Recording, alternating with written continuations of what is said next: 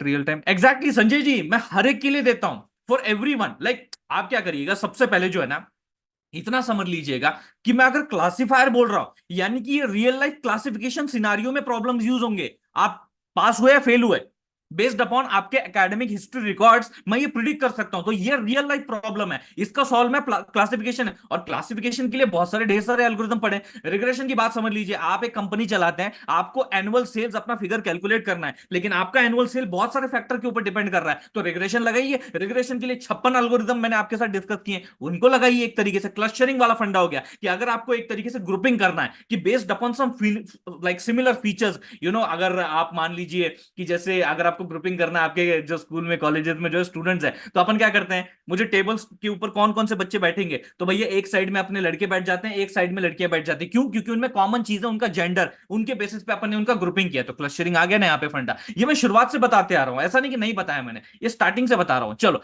लेकिन अब थोड़ा सा जो है मैं आपको उस प्रॉब्लम स्टेटमेंट पे लाना चाहूंगा। देखो, ये ग्रेडियंट बूस्टिंग का है, बस इतना ही है, इतना ही। इसमें सिर्फ एक फैक्टर ऐड क्यों किया गया है वो मैं आपको बताऊंगा। रही बात एडा बूस्ट की ना, मैं आपको बताता हूं। देखो, एडा बूस्ट में कैसा अपन करता है, वैसे तो यहां मेंशन्ड है बेस एस्टिमेटर, मतलब आपको इससे बात समझ में आ जानी चाहिए कि क्या होना चाहिए, but still still still experiment करना हमारा कर्म है। मैं क्या बोलता हूं आपको, एक काम करिएगा, ये जो ये वाला जो फंडा है ना, इसको कॉपी करना।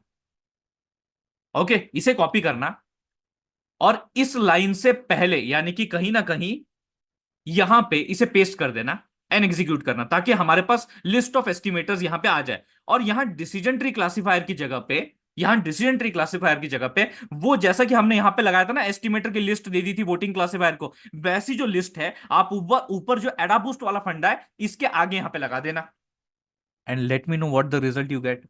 देखो, दिखाने को तो मैं यही दिखा सकता हूं आपको, कोई बड़ी बात नहीं है, जो मैंने बोला मैं वही आपको यहां करके नहीं दिखा सकता क्या, लेकिन मैं चाहता हूं कि आप करें यार ये चीज, आप देखें कि what you are actually getting, मिल क्या रहा है ना, फिर जाके थोड़ा सीखने में मजा आता है। नहीं तो फिर तो वही चीज हो जाएगी, हर चीज मैं कर रहा हूं, है कि नहीं, आपको भी थोड़ा सा करना वहां पड़ेगा। तो ये एक एक्सरसाइज है जो आप जरूर करिएगा, ताकि आपको ये चीजें पता लगे। लेकिन अब आते हैं मेन फंडामेंटल चीज, ग्रेडियंट बूस्टिंग पे, उससे पहले यस नो हो जाए, यस नो हो जाए।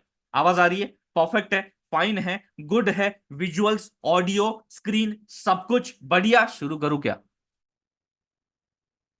ओके, शक्ति जी ने बोल दिया, दर्शन जी ने बोल दिया, हिमांशु जी ने बोल दिया, बाकी सब जो है कब कहेंगे जी हाँ ना। ओके, यार मराठी में ही पढ़ाऊंगा मैं।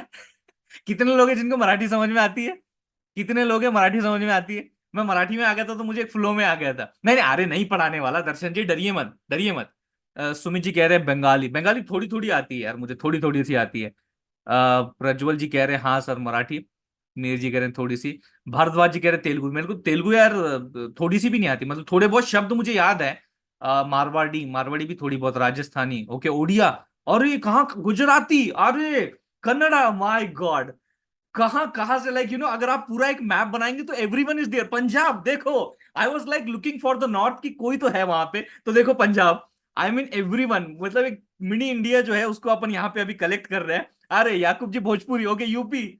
अरे यार सही सही सही, बड़ा मजा आ रहा है, बड़ा मजा आ रहा है, बहुत सही बहुत सही। चलो नहीं, अपन हिंदी में ही करेंगे, कोई दिक्कत नहीं, कोई लोड नहीं, मैं जस्ट एक है ना, हाँ गोकुल धाम बन गया अपना, मिनी इंडिया बन गया, चलो कोई नहीं। शुरुआत करते हैं भैया ग्रेडियंट बूस्टिंग से। अब जो हमने कल आइडिया देखा था ना, एडा बूस्ट का एक आइडिया हमने देखा था, आपको याद होगा, सीरियल फैशन में काम करता है या पैरेलल फैशन में काम करता है, बताइए। बूस्टिंग मेथड्स, चलो चैट सेक्शन में एक्टिव हो जाइए। बूस्टिंग मेथड्स के बारे में बात कर रहे थे कल हमने, एडा बूस्टिंग जो है बेसिकली वो देख लिया था। आज ग्रेडियंट देख रहे हैं, तो सीरियल में काम करता है, सही बात है, पैरेलल में तो अपना भैया बैगिंग काम करता है, ये तो अपने को पता है। अब डिफरेंस क्या है फिर, एक्चुअल में डिफरेंस क्या है? अब एडा बूस्ट वाला फंडा तो चलो कल देख लिया था डिटेल में विद न्यूमेरिकल। ग्रेडियंट बूस्टिंग ऐसा अलग क्या कर रहा है, what it's trying to do as different, देखो आपको बताता हूं। ये एक मेरे पास एक सिंपल डेटा है, let me take my pen. हाँ, ये मेरे पास एक सिंपल सा मेरा डेटा पड़ा हुआ है, जिसमें ये मेरा क्या है जी, एक्स है, और ये क्या है जी, मेरा वाई है। यानी कि एज के ऊपर आपका इनकम डिपेंड करता है। यानी अगर मैं आपको कल को बोल दूं कि भैया देखो मेरी एज 20 है, तो आपको मुझे बताना आना चाहिए कि मेरी इनकम क्या होगी। बात समझ रहे हो? तो इसी स्टेटमेंट को बहुत अलग अलग तरीके से बोला जा सकता है, मतलब एक ही निकलता है कि अगर मैं आपको या आपके ट्रेंड मॉडल को एज इनपुट देता हूं, तो इसको ये बताना आना चाहिए कि भैया इनकम कितनी है। बात समझ रहे हो कि नहीं? तो ये डेटा मैंने उसे दे दिया। अब फिलहाल तो इसके ऊपर ध्यान मत दीजिए, क्योंकि अगर ध्यान दोगे तो विचलित हो जाओगे, तो विचलित अपने को नहीं होना है। फिलहाल तो इसके ऊपर फोकस मत कीजिए, धीरे धीरे करके सबके ऊपर आएंगे अपन, ठीक है? अब जी आगे बढ़ते हैं। ये वाला डेटा तो देना ही है, और मुझे ग्रेडियंट बूस्टिंग को फॉलो करना है, तो what I am going to do, यहां पे मैं डील करता हूं एरर्स, या जिसे अपन रेसिडुअल्स बोलते हैं, एरर्स बोल लो, रेसिडुअल बोल लो, इनके साथ अभी अपन डील करने का प्रयत्न कर रहे हैं। अब किस प्रकार से डील कर रहे हैं, स्टेप बाय स्टेप जाते हैं। सबसे पहला स्टेप जिसे बोलते हैं बीएमपी, यानी base model prediction. Base model prediction मतलब क्या, कि आपका इनिशियली जो एक इनिशियल वाला जो मॉडल होता है, सबसे मतलब शुरुआत से जो शुरुआत करता है, that is the base model prediction. तो ये आपका बेस मॉडल जो है, ये कुछ क्या करेगा, प्रिडिक्शंस देगा बेस्ड अपॉन व्हाट, जो भी आपको आप उसको डेटा दोगे एक्स कॉमा वाई, ये क्या है भैया, एक्स कॉमा वाई है, ये थोड़ा सा मैंने कंटिन्यूएशन में लिख दिया, एक्स कॉमा वाई, इसको मैंने डेटा दे दिया, देखो कुछ इस तरीके से मैंने इसे इनपुट दिया ही है। अब ये ट्रेन होने वाला है, लेकिन इसका प्रिडिक्शन क्या होगा, what will be Y cap या फिर वाई बार, वाई बार बोलना सही होगा इसके लिए, क्यों, क्योंकि यहां मैं मीन निकालने वाला हूं। देखो जी क्या हो रहा है, इनिशियली मैंने क्या किया, पहले स्टेप में एक रिस्पेक्टिव मेरा बेस मॉडल ले लिया। बेस मॉडल क्या है, कि क्या किसी वो एल्गोरिदम को फॉलो कर रहा है, कोई एल्गोरिदम उसमें एम्बेडेड है, नहीं जी, ये सिंपली क्या करता है, ये आपके वाई वैल्यूज ले लेता है, यानी आपकी इनकम की वैल्यूज लेता है। इनकम की वैल्यूज लेने के बाद उसका सिंपली मीन निकालता है, that's it, 10 plus 30 plus 40 plus 15 plus 5 divide by 5, 100 divide by 5, that is 20K, ये आपका आ जाता है 20K। ये है आपका प्रिडिक्शन, इसे बोलते हैं वाई बार। ये क्या हो गया आपका, वाई बार बोलते हैं या वाई कैप बोलते हैं, ये आपका प्रिडिक्शन हो गया। बात सही है, बात समझ में आ रही है, इसी को मैंने यहां पे नोट डाउन किया है as my prediction number 1। Prediction number 1 कौन करता है, हमेशा आपका बेस मॉडल, हमेशा आपका बेस मॉडल प्रिडिक्शन नंबर 1 आपके सामने रखता है। ये आंकड़े आपको दिमाग में रहने चाहिए। यहां तक कहानी सेट है, यहां तक कहानी सिंपल है, आगे बढ़ते हैं। अच्छा जी ठीक है, आपने अभी तक तो वैसे सर जी इसमें कोई एल्गोरिदम लगाया नहीं है, जस्ट आपने अभी तक सिर्फ मीन निकाला है और उसके प्रिडिक्शंस यहां रख दिए। अब ऑब्वियस सी बात है, सभी के लिए वो सेम ही प्रिडिक्शन देगा, क्योंकि हम सभी के लिए उसका मीन जो है 20K 20K 20K 20K 20K ही रख देंगे, ठीक है। मुद्दा आता है आगे, मुद्दा बिगड़ता है आगे, वातावरण देखो कैसे प्रदूषित हो रहा है, देखो आपको बताता हूं। और प्रदूषित की बात कर ली तो भैया एरर का जिक्र तो होना है। एरर क्या होता है जी, व्हाट इज एरर, हमारा जो भैया रिस्पेक्टिव एक्चुअल वैल्यूज है और जो प्रिडिक्टेड वैल्यूज है, उसके बीच का डिफरेंस। तो एक्चुअल वैल्यूज तो हमारे सामने है और ये प्रिडिक्टेड वैल्यूज भी हमारे सामने है, तो डिफरेंस निकालो। 10 - 20K -10K, 30 - 20K 10K, 40 - 20K 20K, 15 - 20K -5K, और 5 - 20K -15K। अब चलो के बार बार नहीं बोलूंगा मैं, समझ लो कि के भैया सब में लग गया है, ठीक है। जस्ट इसमें ये समझो, आंकड़े समझो, -10 10 20 -5 -15, तो ये मेरा क्या आ गया, रिस्पेक्टिवली एरर 1 मैंने जनरेट किया। मैंने क्या किया, एरर 1 जनरेट किया। तो मतलब हमने यहां तक की भी कहानी समझ ली, अब बस ये कहानी बची है, और इसी सेम पैरेलल लाइंस को फॉलो करते हुए आगे की कहानी भी चलेगी। तो बस इतना मुद्दा बचा, बस इतना मुद्दा बचा, इतना फोकस दे दो मेरे को, ठीक है। अब सर आपने प्रिडिक्शन नंबर 2 कैसे जनरेट किया, अब ऑब्वियसली बात है, प्रिडिक्शन नंबर 2 जो मुझे जनरेट करना है उसके लिए एक मॉडल तो लगेगा। तो मैं क्या करता हूं, सेकंड स्टेप में, लेट्स कंसिडर, मैं डिसीजन ट्री जो है एज अ मॉडल नंबर, यानी कि next model of the base model के बाद में, देखो पहले तो आप इनपुट दोगे बेस मॉडल को, बेस मॉडल अपना प्रिडिक्शन तो दे ही रहा है। अब यहां पे देख लो, प्रिडिक्शन देने के बाद वो अपना एरर भी तो जनरेट कर रहा है। अब जैसे मैंने बताया था कि सीरीज में हम क्या करते हैं, एरर पास कर रहे हैं, what we are trying to do, error मतलब जहां पे एरर आया है उन सैंपल्स को वहां पे पास किया जा रहा है। तो यहां पे अलग ये बात होती है कि इनपुट जो दिया जाता है अगले वाले रेस्पेक्टिव मॉडल को, वो होता है आपके independent variable, and the error generated, error terms generated by the previous model. अब यहां पे इवन जो है ये किसने जनरेट किया है, ये किसके लिए जनरेट हुआ है, ये ऑब्वियस सी बात है, अभी हमने ऊपर देखा था भैया बीएम के लिए जनरेट हुआ है, दैट इज बेस मॉडल के लिए। और अगला मॉडल जो है वो मैंने लेट्स से डिसीजन ट्री 1, अब इसके आगे बहुत सारे हो सकते हैं सीक्वेंस में, डिसीजन ट्री 2 3 4 5 6 7 8, कई सारे हो सकते हैं, सबके लिए सेम ही नेचर होगा, लेकिन क्या होगा, what would be that nature, वो अभी आपको बताने जा रहा हूं। तब आप जानते हैं कि भैया देखो, this is a combined model ना, ये अपन जानते हैं सीरियल में कंबाइंड मॉडल होते हैं, इनपुट देते हैं, ये प्रोसेस होते हुए जो फाइनली आपका लास्ट रहता है, वहां से आउटपुट निकलता है, उसी को अपन जो है अपना फाइनल आउटपुट मानते हैं इस रिस्पेक्टिव ग्रेडियंट बूस्टिंग का, या फिर ऑल टुगेदर बूस्टिंग का, ठीक है। तो अगर उस हिसाब से अगर ये आउटपुट निकाल रहा है, यानी कि उसने इनपुट क्या लिया, उसने इनपुट क्या लिया, इनकम लिया, नहीं इनपुट नहीं, सॉरी इनकम नहीं लिया, उसने एज लिया, दैट इज योर एक्स, और उसने इवन लिया एज ए इनपुट, ठीक है। मतलब आप इनकम जो है वो इनपुट नहीं दिया गया, इवन इनपुट दिया गया, ये डिफरेंस है, ये डिफरेंस है, ये समझना है। पहले वाले को तो ठीक है एक्स वाई, जनरली हम क्या करते थे, एक्स दे देते थे क्वेश्चन, वाई दे देते थे आंसर, तो क्वेश्चन आंसर के बेसिस पे आपका स्टूडेंट ट्रेन हो जाता था किसी भी एग्जाम के लिए। लेकिन अब हमने क्या किया, अब हमने क्या किया, हमने उसको आंसर नहीं दिए, हमने भैया उसके आंसर में जो गलतियां हो सकती है या हुई है, वो प्रोवाइड कर दी, तो अब वो गलतियों से सीखेगा। बात समझ रहे हो? तो ये चीज अपन ने जो है यहाँ पे उसको प्रोवाइड की, एक्स और इवन इनपुट दे दिया। अब वो चलो आउटपुट देगा। चलो आउटपुट कैसे कंप्यूट करोगे आप? How you will compute? जो सिंपल नेचर है जी, जो भी आपका बीएम का आंसर है प्लस उसमें जो भी डिसीजन ट्री, अरे कहां हिल रहा है भाई, जो भी आपका डिसीजन ट्री वन है उसका जो भी फंडा रहेगा वो फाइनली एड अप होकर आपका प्रिडिक्शन आ जाएगा। सभी का सीरियल में हम एडिशन ही करते हैं ना, सभी का जो भी है सीरियल में एडिशन करके आपको आंसर दे देते हैं। अच्छा जी, ऐसी बात आप कर रहे हैं, ठीक है। तो मुझे एक बात बताइए, अब मैंने जो इसको टेस्ट सैंपल दिया वो है एज इक्वल टू 20, ये मैंने दिया, ठीक है। E1 की वैल्यू मेरी ऑब्वियसली एज 20 के लिए क्या है, एज 20 के लिए E1 की वैल्यू क्या, -10 के है। सही बात है ना? तो ये इनपुट है। अब मुझे फाइनली आउटपुट चाहिए इस नोड से, तो क्या मिलेगा? सबसे पहले तो 20 के जुड़ेगा। आप बोलोगे सर 20 के कहां से आया? अरे मैंने अभी तो बोला जी, आई जस्ट सेड जी, बीएम। बीएम यानी कि आपका बेस मॉडल प्रिडिक्शन 20 के आया है, तो 20 के तो यहां रखूंगा, और प्लस प्लस ये जो आपका इवन रहेगा, मतलब जो कि आपके डिसीजन ट्री वन से जुड़ा हुआ है, ये जो आपकी इवन की वैल्यू है वो यहां पे ऐड हो जाएगी। अब जब इन दोनों को ऐड करता हूं तो finally what value I am getting, 10 के, दैट इज 20 माइनस 10 के इज 10 के।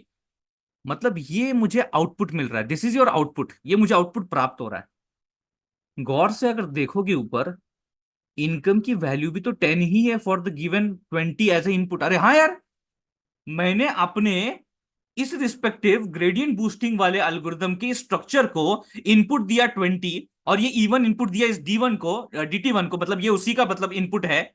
और मुझे इसने सच में यार 20 के लिए सही प्रिडिक्शन दिया, 10 के।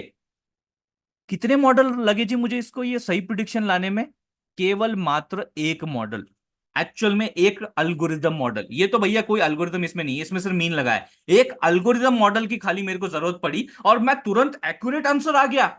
20 इनपुट देने के बाद 10 आउटपुट सच में है, 10,000 आउटपुट है। तो ये सही बात है क्या? नहीं जी, ये होती है निशानी ओवरफिटिंग की। हम लोग आगे अभी डिटेल में देखेंगे, बायस वेरिएंस आज ही का मुद्दा है, उसको अपन डिटेल में समझने वाले हैं। इसे कहते हैं ओवरफिटिंग वाला मॉडल। कि इतना जल्दी कैसे, हम बोलते हैं ना यार कि कोई भी अगर पढ़ने के लिए चला जाए और वो तुरंत पढ़ के 1 घंटे में अगर पूरा सिलेबस बाहर आ जाए, तो हम बोलते हैं भाई इतने जल्दी कैसे, इतने जल्दी कैसे। वैसे ही यहाँ पे फंडा है, हम भी इसको क्वेश्चन कर रहे हैं कि भाई इतने जल्दी कैसे, how how you are going to get like this accurate answer, बस एक ही लाइक एक ही रिस्पेक्टिव मॉडल को यहाँ पे यूज करते हुए एक ही में हो गया। नहीं यार, हमको तो ज्यादा चाहिए, हमको D1 चाहिए, D2 चाहिए, 3 4 5, हमको आसान काम नहीं चाहिए। तो फिर बोलते हैं यार शायद इसका लर्निंग बहुत हाई है। अपन एक काम करते हैं, इसको रिड्यूस करते हैं, इसको नंबर ऑफ स्टेप्स में डिवाइड करते हैं इसके लर्निंग प्रोसेस को, और जिसमें इस्तेमाल होता है आपका लर्निंग रेट, जिसे बोलते हैं we introduce the learning rate here. इस प्रॉब्लम से ही डील करने के लिए हम लर्निंग रेट का इस्तेमाल करते हैं। अब जो हमारा फॉर्मूला था क्या था? हमारा base model prediction plus the DT1 का जो आपका एरर टर्म था, यही था। लेकिन अब उसके बीच में मैं एक लर्निंग रेट टर्म ऐड कर देता हूं। क्या कर देता हूं? बाकी सब कुछ सेम है, लेकिन सिर्फ लर्निंग रेट, ये वाली जो टर्म है, वो आपके समक्ष यहां पे मैं रख देता हूं। अब लर्निंग रेट का जो वैल्यू है बेसिकली वो 0 और 1 के बीच में घूम सकता है, लेकिन here we try to keep as minimum as learning rate possible, जैसे 0.01, 0.001 या 0.02 या 0.003, लाइक दैट। ये ऐसी कुछ वैल्यूज हैं जो हम लर्निंग रेट के रखते हैं। अगर आप सिंपल से कैलकुलेशन परफॉर्म करोगे तो आपको एक आंसर मिलेगा, दैट इज 19.9 के। क्या मिलेगा? 19.9 के। तो ये क्या हुआ? ये क्या है? ये मेरा प्रिडिक्शन है। ये क्या है? ये मेरा प्रिडिक्शन है, prediction number 2 for the second model से जो मुझे मिला। यहां सेकंड मॉडल से जो मुझे प्रिडिक्शन मिला, that is the prediction number 2। लिख लो ना फिर इसको, प्रिडिक्शन नंबर 2। तो पहले के लिए कितना मिला? 19.9 के। अब गौर से समझो, पहले डायरेक्टली 10 के आंसर आ रहा था, अब क्या प्रिडिक्ट होके आ रहा है? 19.9 के। यानी कि डिफरेंस है, 10 और 19 में बहुत डिफरेंस है। अब उसी डिफरेंस को यहां पे हम कैलकुलेट कर रहे हैं एज अ एरर। उसी डिफरेंस को कैलकुलेट कर रहे हैं, 10 माइनस 19.9 के इज इक्वल टू -9.9 के। वो आपका हो गया E2। वो क्या हो गया आपका? E2। अब इस E2 का क्या करोगे?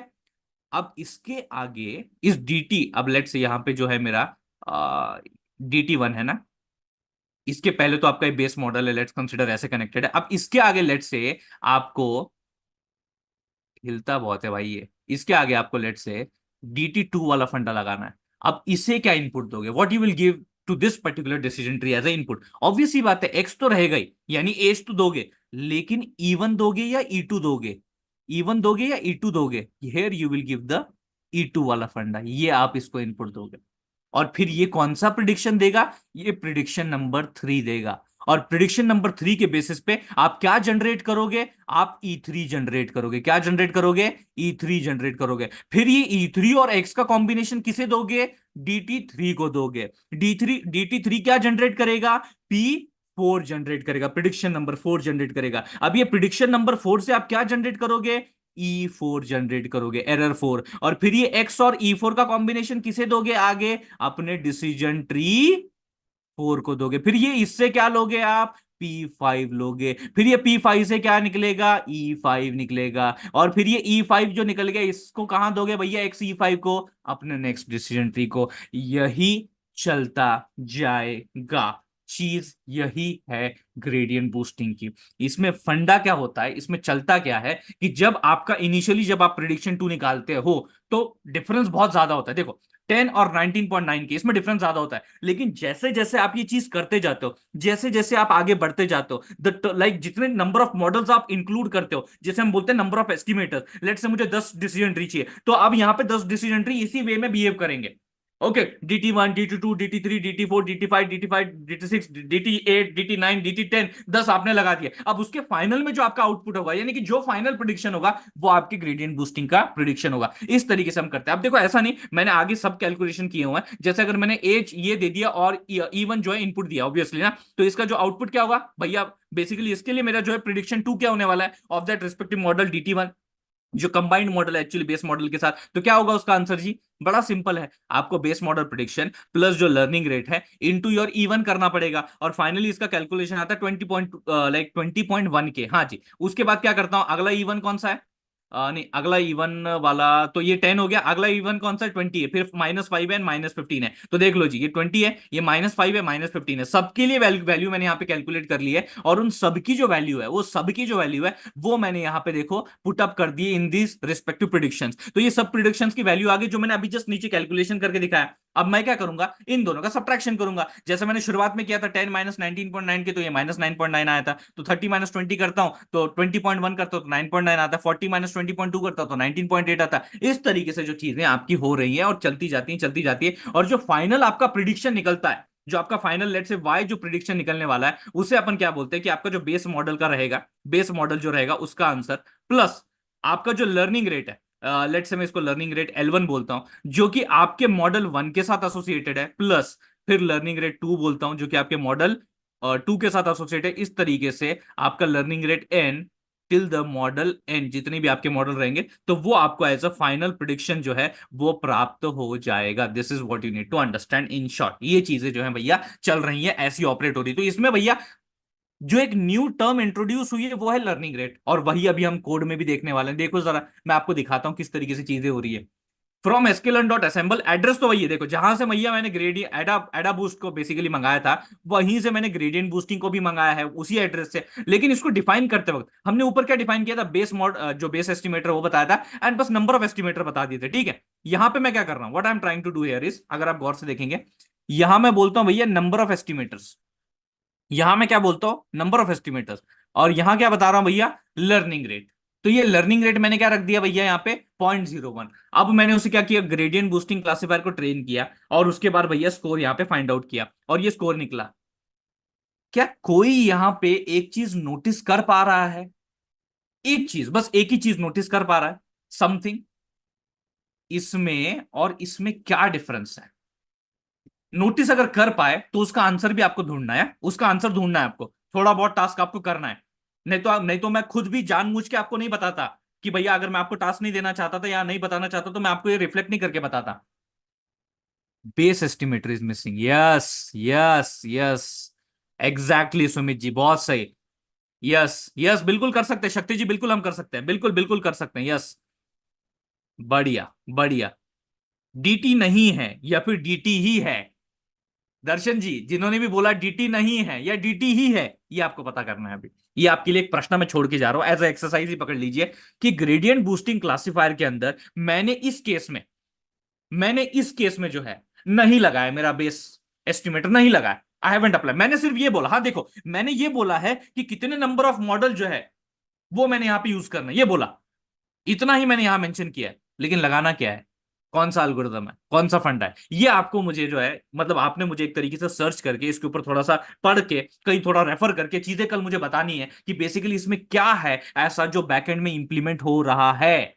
ये चीज मुझे आपको लाइक हिंट तो मैंने दे दी है, सारी चीजें मैंने न्यूमेरिकली भी आपको एग्जीक्यूट करके दिखा दी, पूरा जो नेचर चल रहा है वो भी मैंने आपके साथ शेयर कर दिया। बस इस क्वेश्चन का आंसर आपको मुझे देना पड़ेगा, और वो आप ही मुझे देंगे, ताकि आप थोड़ा बहुत जो इसमें थोड़ा सा डिग डीप कर सकें और चीजें समझ सकें। वैसे तो आंसर आंसर बड़ा सिंपल है, बहुत ही सिंपल है। ऑलरेडी शायद आपका दिमाग उसके ऊपर काम करने लग भी गया होगा, कोई इतनी बड़ी बात नहीं है, ठीक है कि नहीं। बट मुझे बताना है कि ये सिचुएशन में क्या काम में चीज ली जा रही है। तो ये वाला फंडा था जी। एक ने पूछा लर्निंग रेट को वेरी कर सकते हैं, बिल्कुल जी, हम लर्निंग रेट को यहाँ पे सीधा सीधा चेंज कर सकते हैं। यहां मैंने अगर 0.01 रखा हुआ है, तो आप क्या करना, 0.02 ले लो, 0.003 ले लो, अलग अलग लर्निंग रेट के साथ आप यहाँ पे ऑपरेट कर सकते हैं, कोई दिक्कत दुविधा वाली बात नहीं है। एक और चीज आपको मैं बताऊं, बड़ी कमाल की बात बताऊं, चलो ये एक एक्सरसाइज बेसिकली ना मैं आपको बताना चाह रहा हूं, चलो एक करके दिखा देता हूं। Okay, I will just come here, और मैं यहां पे जाता हूं। मैंने क्या किया, कुछ नहीं है, मैंने सिर्फ देखो मेरे सर्चिंग पैटर्न को देखो, मैंने क्या किया, मैंने सिर्फ गूगल पे डाला ग्रेडियंट बूस्टिंग क्लासिफायर, मुझे अपने आप साइकिट लर्न का फंडा आ गया। ओके, मैं इसके ऊपर क्लिक करता हूं, यहां पे मैंने क्लिक किया, यहां आपको सारी इंफॉर्मेशन मिल जाएगी, सारी की सारी इंफॉर्मेशन मिल जाएगी। डिफॉल्ट लर्निंग रेट कितना होता है, डिफॉल्ट नंबर ऑफ एस्टिमेटर्स कितने होते हैं, ये सारी इंफॉर्मेशन आपको यहां मिलेगी। लेकिन अब इस इंफॉर्मेशन के अंदर जो है आपको एक चीज ढूंढनी है, एक चीज ढूंढनी है कि भैया आखिरकार यहां फंडा कौन सा अप्लाई किया जा रहा है, यूज किया जा रहा है, आप समझ रहे हैं। ओके, थोड़ा ब्रीफ कर दीजिए, क्लियर नहीं हुआ। अच्छा लर्निंग रेट का, अच्छा ठीक है बताता हूँ जी, लर्निंग रेट का बताता हूँ। ये जो है भैया एक आपको फॉलो करना है, बस मैंने इतनी चीज बता दी है आपको, थोड़ा सा देखिए, थोड़ा सा सर्च कीजिए, बाकी इतना भी है। हाँ, लर्निंग रेट वाला मामला अभी तक क्लियर नहीं हुआ है किसी का, मीर जी बोल रहे थे लर्निंग रेट सर क्लियर नहीं हो, बताता हूँ जी। मैंने क्या किया, डिसीजन ट्री वन पहला ही मॉडल, उसका पहला ही प्रिडिक्शन लिया, और उसने मुझे प्रिडिक्शन क्या दिया, 10K, जो कि आपकी एक्चुअल वैल्यू है, यानी कि 10 के प्रिडिक्टेड है और 10 के एक्चुअल वैल्यू यानी सेम है। ऐसे कैसे हो गया भैया, एक ही मॉडल का इस्तेमाल किया, एक ही बारी में मेरा सही प्रिडिक्शन आ गया, यानी कि ओवरफिट हुआ है। मतलब ये ट्रेनिंग डेटा के ऊपर तो सही परफॉर्म करेगा, लेकिन अगर मैंने इसको टेस्ट डेटा दे दिया ना, तो ये गड़बड़ हो जाएगा, इसे कहते हैं ओवरफिटिंग की सिचुएशन। विश्वास नहीं होता, थोड़ी देर में मैं आपको दिखाने वाला हूं with visualization, don't worry about that. यहां पे मैंने प्रॉपर एक जो ट्रेड ऑफ विजुअलाइजेशन होता है बनाया हुआ है, हैंडमेड है, उससे आपको समझ में आ जाएगा। तो अगर ये सिचुएशन है, अगर ये प्रॉब्लम है, if this is the problem कि भैया एक ही बारी में आ रहा है, तो हम क्या करते हैं, इसके लर्निंग रेट को थोड़ा धीरे कर देते हैं ना। मुझे ऐसा लग रहा है कि इसका लर्निंग रेट बहुत फास्ट चल रहा है, तो इसके लर्निंग रेट को थोड़ा धीरे कर देते हैं। लर्निंग रेट को धीरे कैसे करते हैं जी, by using the learning rate, by using the low value of learning rate, I must say this thing, by using the low value of learning rate। अब इसीलिए मैंने शुरुआत में आपको बोला रेंज तो 0 और 1 के बीच में है, बट वी ट्राई टू और we tend to use the 0.01, 0.001, 0.02, 0.003, 0.03, ऐसे लो वैल्यूज के साथ हम डील करते हैं। अब इससे हुआ क्या, जो भी मुझे प्रिडिक्शन मिला, अब वो तुरंत एग्जैक्ट प्रिडिक्शन नहीं है, it's not the exact prediction, 10 के नहीं है, वो 19.9 के, यानी डिफरेंस है, यानी डिफरेंस है। अब हमारी कोशिश ये रहती है कि उसी लर्निंग रेट के साथ आगे बढ़ते बढ़ते हम ये जो रिस्पेक्टिव दूरी है हमारा प्रिडिक्टेड की और हमारे एक्चुअल की, इसको कम करते चले, इसको कम करते चले, इसको कम करते चले। अब बात समझ रहे हैं, यही है आपका ग्रेडियंट बूस्टिंग, और यही है उसका लर्निंग रेट का सिग्निफिकेंट रोल, ठीक है। ये वाला फंडा था जी। अब थोड़ा डिटेल में आगे जाते हैं और समझते हैं फंडे को, बायस एंड वेरिएंस वाला फंडा, ठीक है। नहीं नहीं नहीं नहीं नहीं नहीं नहीं, 0.1, 0.1 हिमांशु जी, 0.1। ओके, कमी होता है जी, कमी होता है, ठीक है। हाँ जी, अब इसके ऊपर आ जाते हैं, बायस एंड वेरिएंस। उसके बाद जो मैं डायग्राम की बात बता रहा था वो यही है, देखो ट्रेड ऑफ, यही मैं आपको दिखाने वाला था। ये एक एक्चुअली थ्योरेटिकल कॉन्सेप्ट है जो बिहाइंड द सीन चलता है, लेकिन इसके बारे में भी आपको अंडरस्टैंडिंग होनी चाहिए। अगर कोई पूछ ले तो ये पता होना चाहिए कि बायस क्या होता है, वेरिएंस क्या होता है, बायस वेरिएंस ट्रेड ऑफ क्या होता है, ये चीजें आपको समझ में होनी चाहिए। ये आखिरी बस एक थ्योरेटिकल पॉइंट है जो अपन कवर कर लेते हैं, ठीक है। एंड देन बस आज के लिए इतना ही था। बायस वेरिएंस मतलब क्या, पहले तो डायग्राम के थ्रू समझते हैं। आपने बुलजाय वाला गेम देखा होगा, जब वो ओलंपिक में तीर मारते हैं, निशानची अपना तीर मारते हैं, तो वो बराबर जो है सेंटर में लग गया तो सबसे ज्यादा स्कोर मिलता है, उसके थोड़ा बाहर लगा तो थोड़ा सा कम स्कोर रहता है, थोड़ा और बाहर लगा तो भैया और कम स्कोर। और किसी ने अगर ये बोर्ड छोड़ के अगर किसी और को मार दिया तो उसको सीधा जेल की सजा, है कि नहीं। मतलब यहाँ पे सोचो यहाँ पे तो मतलब ये एग्जांपल ना मुझे बहुत पहले सूझा था। यहाँ पे एक इंसान खड़ा है, ओके, जो कि पता नहीं क्यों खड़ा है, यहाँ नहीं खड़ा होना चाहिए। गेम के रूल्स होते हैं कि when ever the game is getting played, तो कोई भी पीछे नहीं खड़ा होना चाहिए, क्योंकि अगर यहां से तीर निकला है और वो अगर भाई इसको लग गया, तो इसका तो कुछ नहीं भैया, इस ये तो टाइम बोल जाएगा, लेकिन जो बेचारा आर्चर है उसको भैया जेल हो जाएगी, है कि नहीं? तो ये वाली चीज जो है, ये अपन कहते हैं कि भैया बहुत ही वर्स्ट केस हो गया, ऐसा तो होना ही नहीं चाहिए, है कि नहीं? इसको निकाल फेंको बाहर, ऐसा होता है। अब हम क्या करते हैं, इसके दो वेरिएशन, बायस के भी दो वेरिएशन देखते हैं, वेरिएंस के भी दो वेरिएशन। कौन से दो वेरिएशन? एक होता है लो बायस वेरिएशन, एक होता है हाई बायस वेरिएशन। एक होता है लो वेरिएंस और एक होता है हाई वेरिएंस वेरिएशन। ठीक है? किस तरीके से फंडा ऑपरेट कर रहा है, इसको आप एज अ मैट्रिक्स कंसिडर करो। क्या करो? एज अ मैट्रिक्स कंसिडर करो कि इन दोनों का कॉम्बिनेशन आपको यहां देखने को मिल जाएगा, इन दोनों का कॉम्बिनेशन आपको यहां देखने को मिल जाएगा, इन दोनों का कॉम्बिनेशन यहां देखने को मिल जाएगा, और इन दोनों का कॉम्बिनेशन आपको यहां देखने को मिल जाएगा। ठीक है, बात समझ में आ रही है? अब ये कैसे हो रहा है चलो बता देते हैं, ताकि आपको एक तो पता चल गया कि ये डायग्राम क्या रिप्रेजेंट करने की कोशिश कर रहा है, किसका कॉम्बिनेशन बता रहा है। अब देखो, बायस सिंपल भाषा में बोलूं तो क्या कर रहा है, आपका ये प्रिडिक्टेड वाला फंडा है और ये एक्चुअल वाला फंडा है।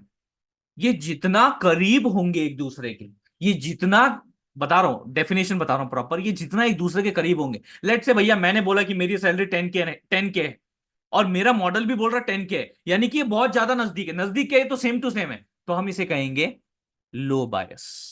हम क्या कहेंगे? लो बायस। कई बार इसको बायस एरर से भी या बायस एरर से भी उसको डिनोट किया जाता है, तो वही तो होता है ना एरर, इनके बीच का डिफरेंस। अगर इनके बीच का डिफरेंस बहुत ही कम है, एरर बहुत ही कम है, तो आपका बायस लो कहलाता है। लेकिन अगर इनके बीच में डिफरेंस बहुत ज्यादा है, इनके बीच में डिफरेंस बहुत ज्यादा है, कि प्रिडिक्टेड होना चाहिए था, मतलब एक्चुअल है 10 के सैलरी और प्रिडिक्ट की है 20 के सैलरी, यानी बहुत बड़ा डिफरेंस है, तो इसे कहते हैं हाई बायस वाला फंडा। अब दूसरे वेरिएशन समझते हैं, लो वेरिएंस एंड हाई। अब ये तो पहले ही हम समझ चुके हैं, लो वेरिएंस हाई वेरिएंस मतलब क्या होता है। लो वेरिएंस मतलब आपके सारे डेटा पॉइंट्स आसपास है, आसपास है, आसपास है, आसपास है। हाई वेरिएंस मतलब क्या? बिखरे पड़े, बिखरे पड़े, बिखरे पड़े, बहुत ज्यादा सेपरेटेड है, बहुत ज्यादा फार अवे है। ये मैंने वेरिएंस जब मैं शुरुआत में समझा रहा था ना, तभी मैंने आपको बता दिया था कि जब वेरिएंस की वैल्यू या आउटपुट आता है तो उसको कैसे इंटरप्रेट करना चाहिए। अगर वेरिएंस की वैल्यू लो है, इसका मतलब आपके जो रिस्पेक्टिव डेटा के अंदर जो डिस्ट्रीब्यूशन है वो एक तरीके से एक दूसरे के बड़े पास है, बराबर है, इकट्ठा, मतलब पास पास दिखाई दे रहा है। हाई वेरिएंस का मतलब फंडा भैया यहां वहां बिखरा पड़ा है। अब यही नेचर को अगर मैं आपको डायग्राम में दिखाऊं तो गौर से देखना। बुलजाई का मतलब होता है, बुलजाई हिट करना मतलब क्या, कि actual values and predicted values are matching. तो जितना वो बुलजाई के नजदीक होगा, गौर से सुनना, जितना वो बुलजाई के नजदीक होगा उतना ही आपका बायस कम होगा, जितना वो बुलजाई के पास होगा उतना ही उसका बायस कम होगा। लेकिन जैसे ही वो बुलजाई से दूर चला जाता है उसका बायस हाई हो जाता है। गौर से देखो, उसका बायस हाई हो जाता है, यहां बायस लो है। ठीक है? अब यहां पे दोनों ही केसेस में लो वेरिएंस ऑपरेट कर रहा है। लो वेरिएंस का मतलब क्या, what do you mean by low variance operate कर रहा है, कि दोनों चाहे एकदम बुलजाई पे हो तो उसी के करीब करीब करीब करीब आपके डेटा पॉइंट्स होंगे, या फिर अगर वो आपके बुलजाई पे नहीं है, हाई बायस है, तो वो आपके बुलजाई के दूर होंगे, देखो यहां पे, लेकिन है तो फिर भी करीब करीब। क्यों? क्योंकि लो वेरिएंस है। क्यों? ये नेचर क्या कहलाता है? लो वेरिएंस। ये लो वेरिएंस होने की वजह से ये एक दूसरे के बड़े करीब करीब है। अब ये फंडा और अच्छी तरह समझ में आपको आएगा जब मैं हाई वेरिएंस की बात करूंगा। गौर से देखना जी, हाई वेरिएंस में क्या होता है, लो बायस एंड हाई वेरिएंस का कॉम्बिनेशन कुछ ऐसा दिखता है कि यार देखो, आपके जो डेटा पॉइंट्स है वो बुलजाई को तो हिट कर रहे हैं, उसके आसपास तो है, बायस तो लो है, एरर तो कम ही है, लेकिन वेरिएंस डेटा में ज्यादा है। इतने ही पोर्शन में आप देखो, इसको ऑब्जर्व करो, इसका वेरिएंस कितना कम है, और इसको ऑब्जर्व करो, इसका वेरिएंस देखो कितना ज्यादा है। एक दूसरे से स्प्रेड आउट दिखाई दे रहा है कि नहीं? तो ये हाई वेरिएंस को सिग्निफाई करता है। ठीक है? अब ये वाला फंडा देखो, इस वाले को जानो, इस वाले को समझो, क्या कह रहा है ये। या ये तो वर्स्ट सिचुएशन होती है, ये तो वर्स्ट सिचुएशन होती है। यहां पे तो ना आप बुलजाई हिट कर रहे हो, ऊपर से आपका डेटा फैला पड़ा हुआ है, बराबर है, एक तो मतलब तू काम धंधा भी नहीं कर रहा है भाई, है कि नहीं, और ऊपर से चद्दर तान के फैला पड़ा है कि नहीं? तो ये वाली जो चीजें होती है ना, ये जो तंज है भैया, बहुत बार जो है सुनने को मिलते हैं। लेकिन फिर भी हम लोग अपना प्रयत्न तो जारी रखते हैं, पूरी कोशिश तो जारी रखते हैं कि यार कुछ तो कर दिखाए। तो यहाँ पे मॉडल भी वही प्रयत्न करता है कि हमें ये करके दिखाना है कि इस मॉडल से, लाइक इस स्टेट से हम इस स्टेट में जा सके, इस स्टेट से हम इस स्टेट में जा सके। This is what you need to understand. और कई बार ना इसमें ना एक ट्रेड ऑफ करना होता है हमें, ट्रेड ऑफ थोड़ा बहुत, कुछ खोओगे तो कुछ लाइक लाइक पाओगे, कुछ गवाओगे तो कुछ पाओगे। ये वाला ट्रेड ऑफ जो है वो अपन नीचे वाले डायग्राम के जरिए बहुत अच्छी तरह समझ पाएंगे, अंडरस्टैंड कर पाएंगे। By bullseye, yes that's what Sandeep ji I am saying ना। बुलजाई का मतलब क्या होता है कि आपके एक्चुअल वैल्यूज है, और अगर आपके प्रिडिक्टेड वैल्यूज एक्चुअल के बड़े नजदीक है आपके एक्चुअल के बड़ी नजदीक है, तो वो बहुत बढ़िया है। सर आपने यूट्यूब वीडियो में इजी समझाया है, हाँ जी बिल्कुल, उसमें भी कहीं ना कहीं यही चीजें मुद्दे हैं। अब ये ट्रेड ऑफ के बारे में जानते हैं, ये वही फंडा है जो हम लोग यहाँ पे समझ रहे हैं, पढ़ रहे हैं, थ्योरेटिकल पार्ट था जिसको अभी हम कवर कर रहे हैं। एक होता है भैया, देख लो आपका ये प्रिडिक्शंस, यहाँ पे प्रिडिक्शंस की बात कर रहा हूँ, ओके। प्रिडिक्शन रेसिड्यू कह लीजिए, या फिर जो भी प्रिडिक्शन का आपका मामला है, एरर कह लीजिए, है कि नहीं। तो वो यहाँ पे इस तरफ बहुत हाई होंगे errors regarding your prediction, and यहाँ पे बहुत लो होंगे, ठीक है। ये रेंज है आपकी वाई एक्सेस पे। और ये है आपकी मशीन की कॉम्प्लेक्सिटी, जो एक्स एक्सिस पे इस डायरेक्शन में लो होगी, इस डायरेक्शन में हाई होगी, ठीक है। मतलब एक्स और वाई तो आपको समझ में आ गए। अब आप बोलोगे सर मशीन कॉम्प्लेक्सिटी मतलब क्या है, या फिर मॉडल कॉम्प्लेक्सिटी मतलब क्या। सिंपल सी बात है, अगर आपने अपने मॉडल को बहुत ज्यादा कॉम्प्लेक्स कर दिया है, उसमें बहुत ज्यादा वाइड रेंजेस ऑफ डेटा रखा हुआ है ना, 0 1 के बीच में भी है, 10 100 के बीच में भी है, 20,000 के बीच में भी है, यानी 3 डिजिट भी है, 2 डिजिट भी है, 1 डिजिट भी है, पॉइंट में भी है, बहुत सारे आपने रेंजेस रखे हुए हैं। लेट्स कंसिडर आपने भैया बहुत सारा जो है नंबर ऑफ फीचर्स जो हैं अपने मॉडल के अंदर कंसिडर कर दिया है, यानी कि बहुत ज्यादा आपने लेट से प्रोसेसिंग भी उसमें डाल दी है, तो क्या होता है, ऑल ओवर वे में आपका मॉडल जो है कॉम्प्लेक्स बन रहा है, ये कहने का मेरा उद्देश्य है। तो जैसे जैसे वो कॉम्प्लेक्स बनता जाता है, वैसे वैसे आपके प्रिडिक्शन के ऊपर क्या प्रभाव पड़ने वाला है, और क्या भैया प्रभाव उसके टेस्टिंग डेटा पे होता है और ट्रेनिंग डेटा पे होता है, यही चीज अभी अपने को जाननी है। तो ये जो सर्कल से डिनोट किया है वो आपका ट्रेनिंग डेटा है, और जो प्लस में डिनोट किया है वो टेस्टिंग डेटा है। अब इस सिचुएशन में आपको कंफर्मली पता चल जाएगा कि अंडर फिटिंग और ओवर फिटिंग वाला सिचुएशन आखिर होता क्या है, and why we need to maintain this trade off point. इसे बोलते हैं ट्रेड ऑफ पॉइंट या ऑप्टिमल ट्रेड ऑफ पॉइंट, जो कि हमें मेंटेन करना पड़ता है। अब इसके पीछे का लॉजिक क्या है, देखो बताता हूं। इनिशियली अगर आप देखेंगे, इनिशियली जब आपका respectively training and testing data आपने दिया, और जो इनिशियली आप देख सकते हैं इस रडार में आपकी मशीन की जो कॉम्प्लेक्सिटी है, मॉडल की जो कॉम्प्लेक्सिटी है वो लो है। तो जब आपकी मॉडल की कॉम्प्लेक्सिटी लो होती है, तो चाहे वो ट्रेनिंग डेटा हो, टेस्टिंग डेटा हो, यानी प्लस हो, जीरो, कुछ भी हो, वो आपका हाई एरर ही देगा, प्रिडिक्शन सही नहीं देगा। आप बात समझ पा रहे हैं? Hopefully you are getting this point. तो जब आपका रिस्पेक्टिव मॉडल की कॉम्प्लेक्सिटी कम रहेगी, आप ये सोचोगे ना, अरे सर मॉडल की कॉम्प्लेक्सिटी कम है तो फिर, अरे नहीं जी, कॉम्प्लेक्स मॉडल की कॉम्प्लेक्सिटी कम है इसका मतलब ये नहीं कि आपको हर बार ही सही रिजल्ट मिलेगा, नहीं नहीं नहीं, यही तो ट्रेड ऑफ रहता है। अपने को लगता है कि अपने को जो है मॉडल की कॉम्प्लेक्सिटी भी कम चाहिए, अपने को जो है प्रिडिक्शन भी अच्छा चाहिए, ये नहीं मिल सकता। एक को गंवाना पड़ेगा, दूसरे को पाना पड़ेगा, दूसरे को गंवाना पड़ेगा, एक को पाना पड़ेगा, इसी को तो ट्रेड ऑफ बोलते हैं, इसी को तो ट्रेड ऑफ बोलते हैं, जो कि यहां पे आपको बायस के जरिए देखने को मिल रहा है। कैसा होता है देखो, अभी गौर से समझो ये चीज चल कैसे रही है। तो धीरे धीरे जैसे मैं अपनी मशीन की कॉम्प्लेक्सिटी बढ़ाते जाता हूं, वैसे वैसे आप देखो डायरेक्शन, देखो टेस्ट डेटा का, कि उसके जो रिस्पेक्टिव एरर्स हैं प्रिडिक्शन के, वो कम होते जा रहे हैं, कम होते जा रहे हैं, कम होते जा रहे हैं। इस पॉइंट पे सबसे कम है। मैं क्यों बोल रहा हूं इस पॉइंट पे सबसे कम है, बिकॉज इसके बाद मैं अगर थोड़ी सी भी मॉडल कॉम्प्लेक्सिटी बढ़ाता हूं, तो मेरा अब एरर जो है बढ़ना शुरू हो चुका है, बढ़ना शुरू हो चुका है, बढ़ना शुरू हो चुका है। बात समझ रहे हैं? Which is not a good sign. ये टेस्टिंग डेटा पे होता है, लेकिन ट्रेनिंग डेटा का फंडा ही अलग है। ट्रेनिंग डेटा क्या बोलता है, हाँ जी आप मुझे ट्रेन करो, ये डेटा दे दिया, ट्रेनिंग फेज में ये डेटा देते जा रहे हैं, मॉडल की कॉम्प्लेक्सिटी बढ़ाते जा रहे हैं, बढ़ाते जा रहे हैं, बढ़ाते जा रहे हैं, बढ़ाते जा रहे हैं, इस पॉइंट पे भी वो कम है। और एक पॉइंट ऐसा आता है, मतलब इस रिस्पेक्टिव पॉइंट के बाद आपके ट्रेनिंग डेटा की जो रिस्पेक्टिवली जो प्रिडिक्शन एरर है, वो इतने इंपैक्टफुल नहीं बचते, यानी कि वो ऑलमोस्ट ऑलमोस्ट सेम लाइन पे ही गुजरते जाते हैं, थोड़ा सा ऊपर नीचे होता होगा, लेकिन इतना सिग्निफिकेंट नहीं रहता। इसलिए मैंने बोला इतने इंपैक्टफुल नहीं रहते, मेरे शब्दों के ऊपर ध्यान दीजिए, ठीक है। ओके जी, ठीक है, ये अगर आपका मामला है, गौर से ऑब्जर्व कीजिए, ये जो राइट हैंड सिचुएशन है, इसे बोलते हैं ओवर फिटिंग सिनारियो, इसे बोलते हैं ओवर फिटिंग, यानी कि ट्रेड ऑफ के राइट साइड में ये वाला जो पार्ट है, इसे ओवर फिटिंग बोलते हैं। Why why we call it as over fitting, क्योंकि आप देखिए आपका जो मॉडल है, आपका जो मॉडल है, वो टेस्ट डेटा के ऊपर तो जो है एक तरीके से बढ़िया परफॉर्म कर रहा है। वो क्या कर रहा है, आपके टेस्ट डेटा के ऊपर बढ़िया परफॉर्म कर रहा है, लेकिन आपके ट्रेनिंग डेटा पे इतना बढ़िया परफॉर्म नहीं कर रहा है। आप बात समझ रहे हो? तो ये बेसिकली जो आपके प्रिडिक्शन वाला मामला है, यहाँ पे बहुत बढ़िया परफॉर्म कर रहा है, हाई परफॉर्म कर रहा है ना।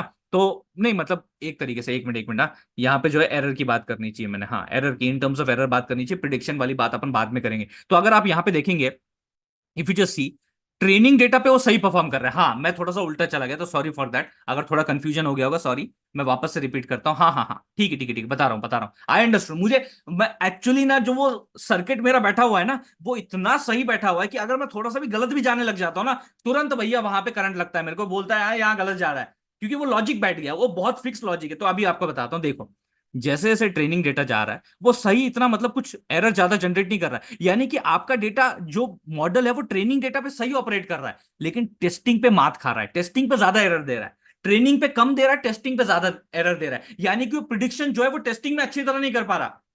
ट्रेनिंग बहुत बढ़िया, यानी कि ट्रेनिंग डेटा पे बढ़िया ऑपरेट कर रहा है, टेस्टिंग डेटा पे बढ़िया ऑपरेट नहीं कर रहा। इसी सिचुएशन को कहते हैं ओवरफिटिंग वाला मामला। और यही हमें टालना होता है। मोस्टली हम अंडरफिटिंग के साथ इतना डील नहीं करते, but still just to mention it because यहाँ पे वो पॉइंट बनता है। तो ये वाला होता है आपका अंडरफिटिंग वाला मामला। ये होता है अंडरफिटिंग वाला मामला। अंडरफिटिंग वाला मामला क्या है, जैसे कि आपने अपने मॉडल में कुछ ज्यादा नंबर ऑफ फीचर्स ही नहीं दिए, आपने कुछ उसको इन्फॉर्मेशन ही नहीं दिए, आपने उसको ज्यादा कुछ इनपुट ही नहीं दिया है, आपने उसको कुछ ज्यादा कॉम्प्लेक्स बनाने के लिए मेहनत ही नहीं की है, तो ऑब्वियस सी बात है आपको यहाँ पे जो रिस्पेक्टिवली जो भी एक चाहे टेस्टिंग कह लीजिए ट्रेनिंग कह लीजिए, वहां पे जो है आपको एरर हाई ही देखने को मिलेगा। तो ये वाली जो दोनों सिचुएशन रहती है, ये जो आपकी एक्सट्रीम सिचुएशन है वो ओवरफिटिंग कहलाती है, ये जो आपकी एक्सट्रीम सिचुएशन है लेफ्ट में ये आपकी अंडरफिटिंग कहलाती है। इसीलिए मुझे इन दोनों के बीच में एक ट्रेड ऑफ करना होता है।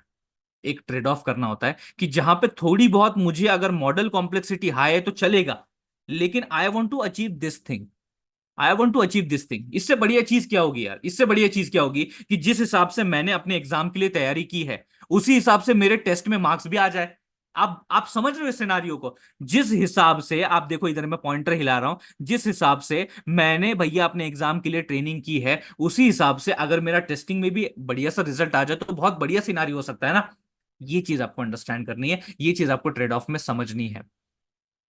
एरर जी, एरर यानी कि आप इसे ऐसा समझिए, प्रिडिक्शन रेसिड्यू अपन कहते हैं, एरर सिंपल भाषा में चलो आप ऐसा ही समझ लीजिए, इट इज एरर हाई है लो है लाइक दैट, ऐसा ही कुछ समझ लीजिए, ठीक है इसको। क्योंकि यहां पे तो वो हाई पे जा रहा है, आप देखिए यहां पे तो वो हाई पे जा रहा है, यहां पे वो इंपैक्ट ज्यादा क्रिएट नहीं कर पा रहा है, उसी सेम लाइंस पे चल रहा है, तो वही अंडरस्टैंड करिए, ठीक है। तो ये वाला हो गया फंडा क्लियर, ये वाला हो गया फंडा सिंपल जो कि आप तक मुझे पहुंचाना था। आज के लिए बस इतना ही रखते हैं, लाइट वेट था आज का फंडा, ज्यादा अपन हैवी नहीं रखा है। कल अपन आएंगे ऑब्वियसली ये आरओसी कर्व क्या होता है, इसको एग्जांपल के साथ पूरी तरीके से डिटेल में एयूसी आरओसी वाला समझेंगे थोड़ा सा, साथ ही साथ कुछ मॉडल सेविंग वाले फंडे भी जानेंगे, थोड़ा फ्लास्क का भी थोड़ा सा जो नजारा है वो अपन देख लेंगे। बस सिंपल सिंपल चिंदी चिंदी मुद्दे अभी बच गए, मेजर खत्म कर चुके हैं हम, अभी हम लोग को सिंपल सिंपल चिंदी मुद्दे खत्म करने हैं। अब इन फिर सबको अगर हम कंबाइन करके एक साथ रखेंगे और फाइनली डेटा को डिप्लॉय करेंगे, यूजर से वैल्यूज लेंगे, इसका मतलब हमारा प्रोजेक्ट तैयार हो चुका है। That's it, that's it. अब इसमें एक्सरसाइज आपको ये रहेगी, थोड़ा सा एंड में मैं बताना चाहूंगा इन टर्म्स ऑफ प्रोजेक्ट्स, अलग अलग डेटा सेट्स के ऊपर आपको काम करना है फिर। और वो डेटा सेट आप खुद, अभी मैंने देखो खुद भी आप डेटा सेट बना सकते हो, दैट्स द फर्स्ट ऑप्शन जो मैंने आपको दे दिया। डेटा सेट आप कैगल से भी ले सकते हो, डेटा सेट आप गिटहब से भी ले सकते हो, बहुत सारे अलग अलग variety of data sets exist करते हैं। उनके ऊपर जो अभी तक अपन ने सीखा है उन्हीं को आपको अप्लाई करना है, ताकि आप चीजों को actual implementation point of view से समझ सके। और जो भी चीजें मैंने आपको अभी तक बताई है, these are more than enough for you to know and implement the ML things and the projects, more than enough।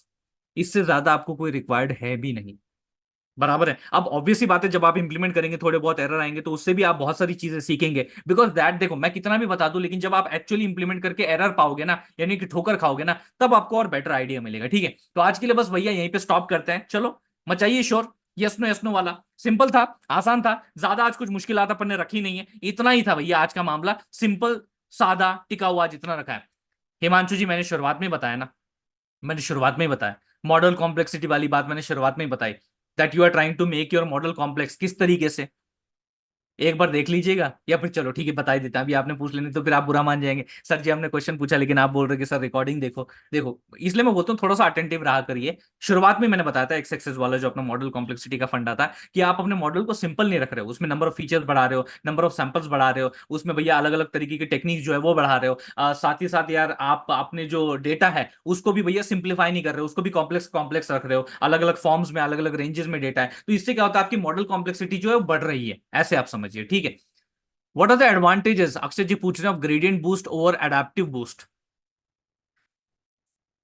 इस चीज के बारे में अगर आप थोड़ा सोचेंगे ना, इसका आंसर आपको मिलेगा डेफिनेटली, बट आपको पहले उस प्रश्न का उत्तर ढूंढना पड़ेगा जो मैंने दिया है, क्योंकि ये लिंक्ड है कहीं ना कहीं, वैसा ही थोड़ा सा लिंक्ड है।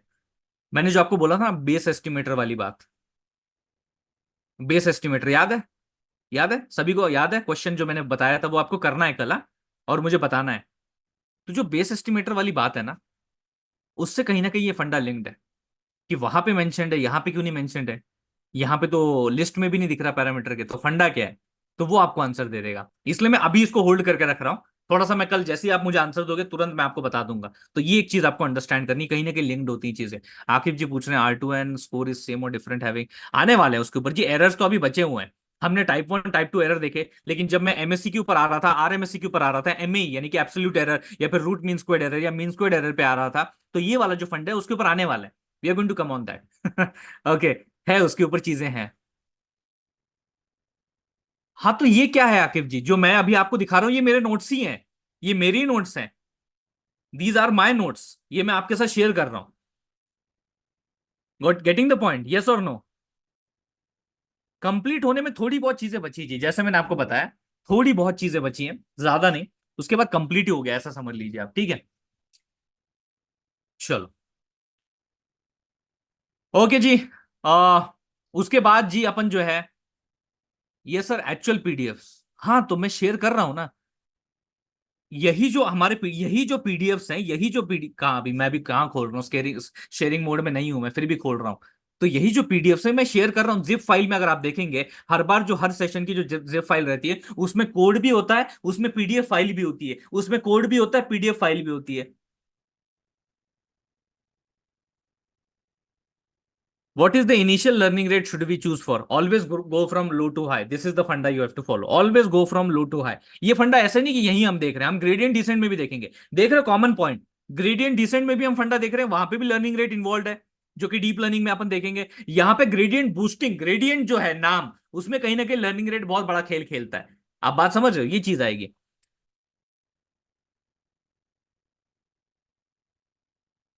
शिवम जी मैंने अंडर फिटिंग वाली कंडीशन ऑलरेडी बता दी है, जहां पे आपका बायस हाई होगा, एग्जैक्टली।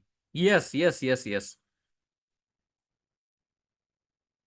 नहीं नहीं नहीं नहीं नहीं, ओवर फिटिंग वाली तो चीज मैंने आपको क्लियरली बताई, ओवर फिटिंग वाली तो केस मैंने आपको क्लियरली बता दी है कि टेस्टिंग डेटा पे सही चीज नहीं चल रहा, यानी कि वहां पे भैया बायस आपका बढ़ा हुआ है, यानी कि आपकी दूरियां जो है बढ़ी हुई है ना, सिंपल भाषा में बायस बढ़ा हुआ है यानी कि दूरियां बढ़ी हुई है। और जो है वहां पे एक तरीके से अगर आप देखेंगे तो ट्रेनिंग डेटा पे इसका उल्टा नेचर है। तो ये जब कॉन्फ्लिक्ट होता है ना, तो उसी कॉन्फ्लिक्टिंग सिचुएशन को अपन कहते हैं कि भैया ये जो मामला है ओवर फिटिंग का है।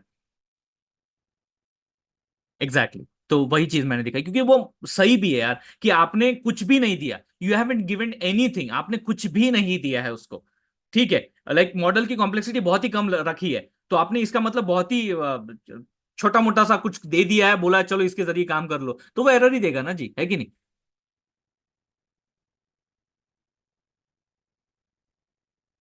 It is mean actual value then DT। बताते हैं, थोड़ा थोड़ा सा पूरा दिन लीजिए, बताएंगे बताएंगे बताएंगे। सुमित जी जो है वो सर्च कर रहे हैं, रिसर्च कर रहे हैं, बहुत बढ़िया है। ओके। हमें एस्टिमेटर्स का बंडल किया था मॉडल, वो आज ग्रेडियंट बूस्टिंग, वही तो कहना है दर्शन जी, करके देखिए। ये जो सवाल आपको पढ़ रहे हैं ना, कई बार करके देखिए। एरर, मैंने आज ही तो बताया, अगर एरर मिला, इसका सिंपल सा मतलब क्या निकलता है कि गलती कर बैठे हैं। अगर एरर नहीं मिला मतलब सही जा रहे हैं आप। ये तो चीजें आपको करनी पड़ेंगी, और मैंने एग्जांपल के साथ आपको बताया कि ये चीज you have to implement in this particular way, ठीक है। How to avoid under fitting, obviously आपको भैया ज्यादा फीचर देने चाहिए, ज्यादा इंफॉर्मेशन देनी चाहिए, सिंपल है। अंडर फिटिंग से डील करना इतनी मुश्किल बात नहीं होती यार, इतनी मुश्किल बात होती नहीं अंडर फिटिंग से डील करना, बिकॉज इट्स सिंपल। वैसे भी आपकी आगे चल के थोड़ी बहुत मॉडल कॉम्प्लेक्सिटी बढ़ती ही है, तो वो इतनी कोई बड़ी बात नहीं है। आ, नहीं यार, मैं ये नहीं कहूंगा यार, वेरिएंस लो में तो नहीं कहूंगा, ठीक है, बट वेरिएंस इतना मैटर नहीं है। क्योंकि वो हाई लो हुआ तो भैया फंडा वैसे भी आपका इनएक्यूरेट तो होने ही वाला है। अगर आप भैया एक तरीके से बायस मोर कह रहे हो, इसका मतलब वो तो आपके बुलसाई से तो हट ही है ना। सिंपल लॉजिकल बात कर रहा हूं मैं, ज्यादा कोई बड़ी डिफिकल्ट बात कर ही ना रहा हूं। Can be same overfitted model is having less learnability and more rigidness, less of जर्न, यस एग्जैक्टली, संदीप जी ने मेरी भावनाएं बहुत सही पकड़ी है, बहुत सही शब्दों का उन्होंने इस्तेमाल किया है। कि क्या होता है ना, कि वो जो है, जो उसने ट्रेन में सीखा है, वो उसी पे अड़ा रहता है, वो उसी पे अड़ा रहता है। जबकि जब टेस्ट डेटा आ रहा है, तो उसको वो इतनी अच्छी तरीके से जज करके उसका प्रिडिक्शन नहीं दे पा रहा, यानी कि जनरलाइज्ड वे में नहीं सोच रहा है। वो जनरलाइज्ड वे में नहीं सोच रहा है, वो स्पेसिफिक, हाँ मैंने इतना देखा है, मैंने यही ट्रेनिंग डेटा में इन्हीं क्वेश्चंस का आंसर दिखा है, तो इसी से मिलते जुलते आएंगे तो ही मैं सही दूंगा, नहीं तो मैं गलत आंसर दूंगा। बात समझे, बात समझे। अच्छा, सुमित जी कह रहे am I going to the right way? अगर ऐसी बात है, चलो ठीक है, मैं अगर ये भी, अगर अगर ऐसी बात है, वो बोल रहे डीटी इज नॉट यूज, सही बात है, चलो ठीक है, कहीं कुछ हद तक जो है आपने रिसर्च किया है, एक्चुअल मीन वैल्यू जो है वहां पे कंसिडर किया है। बट मुझे बात बताइए, एक्चुअल मीन वैल्यू तो मैंने आपको पहले भी बताया ना। एक्चुअल मीन वैल्यू तो मैंने बेस एस्टिमेटर में बताया, हाँ या ना सुमित जी, मैंने बताया कि नहीं? हाँ या ना? वो मैंने सही बताया ना, बेस तो वहीं पे होती है। अब उसके आगे फिर मैंने डिसीजन ट्री को लगाया। यही तो है जी, यही तो मजा है यार, यही तो सीखने का मजा है यार, है। करने वाले हैं आकिब जी, उसके ऊपर भी आगे आने वाले हैं, डोंट वरी। सिंपल सी बात है, अगर आप ओवर फिटिंग की बात करें, उसको थोड़ा सा पीछे खींच लो, यही तो ट्रेड ऑफ है आकिब जी, यही तो बताना चाहता हूं मैं। अगर हम अंडर फिटिंग में चले गए तो how to avoid under fitting, भैया मॉडल कॉम्प्लेक्सिटी बढ़ा दो। अगर हम ओवर फिटिंग में चले गए, भाई पीछे आ जा, थोड़ा सा मॉडल कॉम्प्लेक्सिटी कम कर दो। यानी कि यहाँ पे यही तो ट्रेड ऑफ का खेल चल रहा है। जिस वक्त ये चीजों के साथ इस प्रकार से आप खेलने लग जाएंगे, तो चीजें बहुत सिंपल हो जाएंगे यार, लॉजिक सर्किट बैठ जाएगा आपके दिमाग में। चलो ठीक है, आज के लिए भैया यहीं तक का फंडा था।